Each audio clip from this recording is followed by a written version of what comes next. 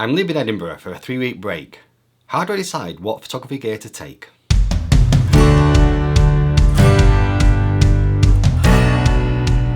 Hi, my name's Rich Dyson from Edinburgh Photography Workshop, and this is Coffee Break Photography. I've had quite an increase in subscribers recently, so first of all, don't worry, I'm not leaving YouTube. By the time you watch this video, I'll be 7,000 kilometres from my hometown of Edinburgh. 3 years after getting married, we're finally getting a honeymoon and spending just over 3 weeks in Canada. I'm lucky in many ways. First, my job doesn't feel like a job. When I go on holiday, my work tools go with me and I take pictures every day, some of which will undoubtedly end up as stock photography. Secondly, my wife is happy that I'm taking photos and capturing memories of our trips. This week, I thought I'd share with you how I decide what gear to take and how I safely transport it. I've never been to Canada before, so the only way I can decide on what I need to use is a bit of experience and a bit of research. So let's start with the itinerary. We're starting in Vancouver, travelling to Vancouver Island where we'll be hoping to catch some whales on a trip. Later on we'll head further north on Vancouver Island and do a zodiac trip to see some black bears come down to the shoreline to feed.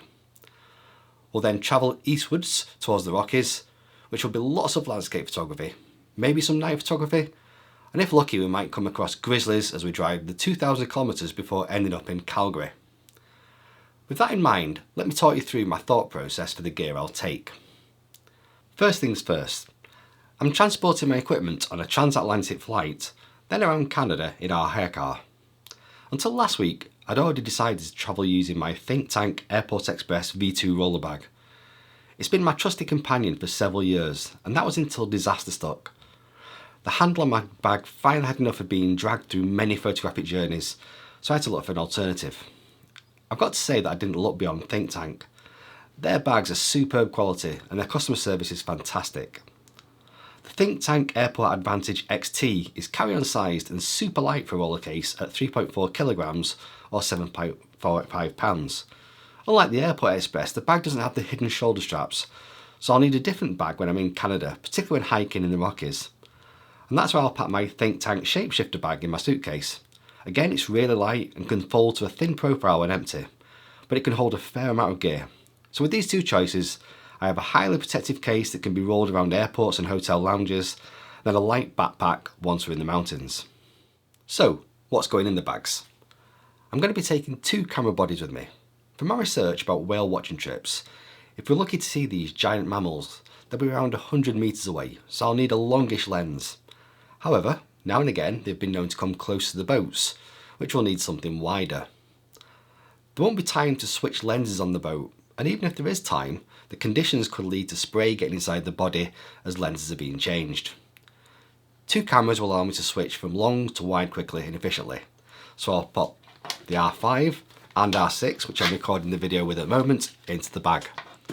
That leads me to decide on lenses. As I've said, I want a long lens for the whales and the black bears on the shoreline in Vancouver Island.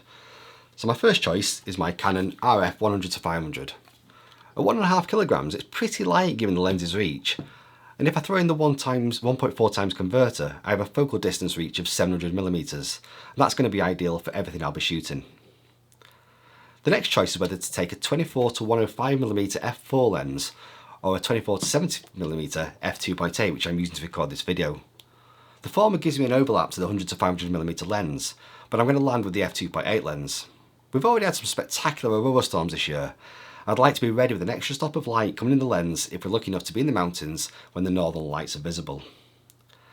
The next obvious choice is to get those wide cinematic shots of the glacial lakes in the Rockies. And the RF 14-35mm lens is a great lens and a no-brainer to pop in the bag. My final decision when it comes to lenses is if I bring along a 70-200mm lens as well as the 100-500mm. I've landed with taking it and accepting the extra weight. I'm interested in taking portraits while travelling and shooting wide open will give me some fantastic bokeh.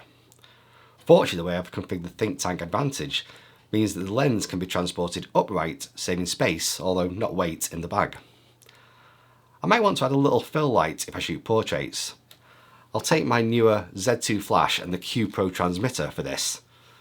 The only modifier I'll take with it is the fantastic magnetic dome that clips onto the front of the flash. I'll also be leaving lighting stands behind, but hopefully my wife will be a suitable replacement if I need it. Okay, so I have lenses and cameras. Do you know what? They're useless if you don't have batteries and memory cards. My spare memory cards will live in this little wallet. Empty cards go in face up, and full ones are placed in the plastic holders. I'll carry 6 batteries, 2 in the camera and 4 in this battery holder. I have a system that allows fully charged batteries to go in the holder with the rounded side upwards. When I've used the battery, it goes in the holder the opposite way, so I always know which batteries I can use and which are empty. Remember, batteries need to be charged, so don't forget to pack chargers. I'll be taking 2, and this brings me to what I think is a neat solution to travelling and charging. So far I have a need for 3 plugs that need to be used, 2 for camera batteries and 1 for the flash. I'll also need a plug for my laptop and another for my mobile phone. So rather than buying multiple UK to US converters and hoping there are enough sockets in the hotel rooms, I have 1 plug converter which converts this neat little extension cable. There are 8 plug sockets, 3 USB-A sockets and a USB-C socket, and in the plug converter are a further 4 USB-A sockets. I'll add affiliate links to the video below to see them on Amazon. I'll pack these in my suitcase rather than in my camera bag. Next up are my filters. I've used case filters since I saw them at the photography show about 8 years ago in Birmingham. And seeing them drop a filter from head height onto a rock on the floor, and being amazed that not only did it not splinter into 1,000 pieces, but there wasn't a scratch on the Wolverine grass. I use the armour system, which adds even more protection with this frame that fits around the filters. The benefit of the frame is that the filters attach magnetically to the holder. I'll probably record a video on the system in more detail when I'm in Canada. There's a link below the video that links to my affiliate link. You'll not pay any more for the system, but I'll get a little bit of money to help fund these videos. My tripod will also be packed in my suitcase. Again, it's being used to film this video. I've used the Slick Pro CF833 carbon fibre tripod for 4 years now.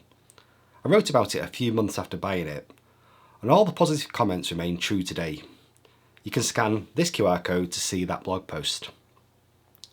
On top of the tripod will be my Platypod Extreme. I know it might get cold when we're up in the mountains, and the system developed by Platypod means that there are no knobs to twist to adjust the head. Pump one button to release the ball head, and then pump the other to tighten it. I love this head. Don't forget to have something to attach your camera to the tripod when taking your tripod. I'll take this neat and compact small rig L plate for the R5 and R6 cameras. In addition, I'll be taking along a travel tripod, the Light Trip LT35 from Newer. This will allow me to take video footage on my phone. Also, I'll be taking along the Newer CM28 lapel microphones for video recording. The receiver plugs into the phone or camera, and the 2 lapel mics can either be clipped onto the clothes or secured through clothing using these 2 magnetic discs. Next up is memory. I'll now be taking a ton of still pictures and recording videos. And I'll help with storage by carrying a couple of external SSD drives. I've labelled one for video and the other for stills. And because the drives don't have mechanical parts, they don't be affected by the odd bump whilst travelling. And you can see they're super light and small. There are 4 terabytes of data available in these 2 credit card sized drives. My next indulgence is the camera field monitor from Newer. For full disclosure, the guys at Newer have sent me this to review, which I'll probably do in Canada. Again, I'm using this to film the video, but it has a 5.5-inch screen, making setting up landscape shots much easier. It'll also allow me to record the back of the camera whilst demonstrating techniques in the field. I've started using the field monitor in my landscape and seascape workshops, making it much easier to demonstrate to the small groups in my sessions. It needs a battery and a charger, so these 2 will be coming along with me. Next up is my Insta360 Go 3S. This little gadget is excellent for capturing on-the-move footage. It can be attached to a headband, there's a selfie stick option, and there's also a stick-on holder.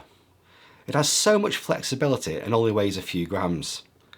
Again, it needs to be charged, so don't forget to take the charging cable, which also transfers the video content onto my laptop and SSD drives. My final decision is whether to take a drone. I have a DJI mini drone, so there are no issues with needing to be licensed by the Canada's aviation authorities. The decider has been that from reading, many of the national parks have banned the use of drones.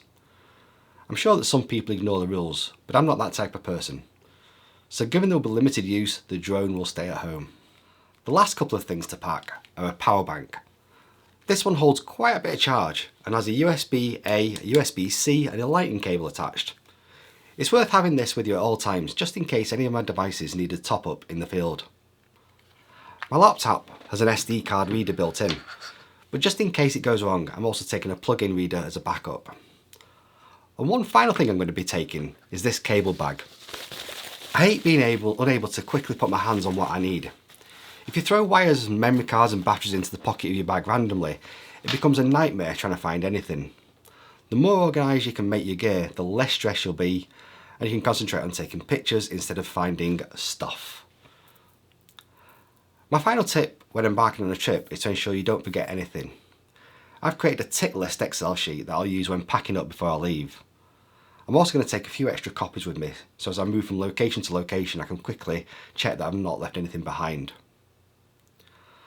While I'm away, I still intend to put up content. Hopefully you'll join me on my trip by clicking the subscribe button here. If you've enjoyed this video, it'd be great if you could like it and share it by clicking on the thumbs up button below the video. That way, a few more people will get to see it. I'll send out a monthly newsletter to my subscribers with news about photography as well as exclusive offers. Scan this QR code to sign up. My name is Rich Dyson from Edinburgh Photography Workshop, and this has been Coffee Break Photography. See you next time in Canada.